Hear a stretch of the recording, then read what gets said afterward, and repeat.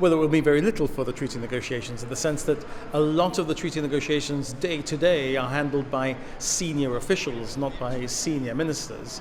The formal entering into of the arrangements between the United Kingdom and the European Union can only be done if there is a government that can give direction.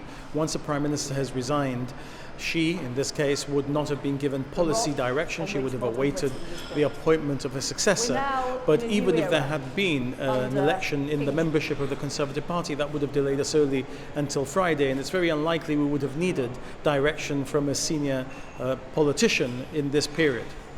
And what's Rishi Sunak's level of knowledge of Gibraltar? And given the recent chaos, how far down the priority list are we likely to be?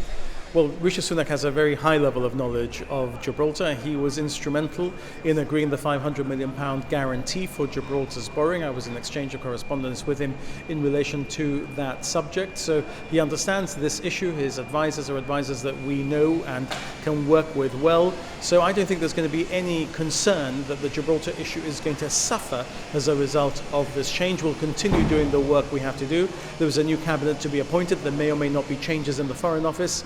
There may or may not have to be briefings of a new Foreign Secretary or new Minister for Europe. That is a matter for the new Prime Minister, but we stand ready to carry out those briefings insofar as we have to in the time that is coming. But people can rest in the confidence in the knowledge that there is still a Conservative Party in government in the United Kingdom, and whether it is a Conservative Party or a Labour Party that is forming government, they are very clear that the only things that can happen in relation to Gibraltar are the things that the government of Gibraltar, on behalf of the people of Gibraltar, consider appropriate and good for Gibraltar. But I think the important thing from our perspective in Gibraltar is that stability in the UK is important for Gibraltar. It impacts on Gibraltar.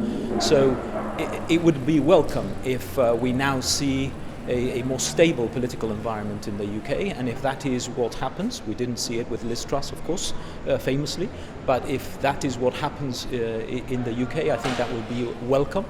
There are big challenges ahead, big challenges for Gibraltar, so stability at number 10 will be increasingly important for us. Cheers to us, PM. And maybe cheers Chancellor, with Rishi. thank you. Well. Cheers, Rishi.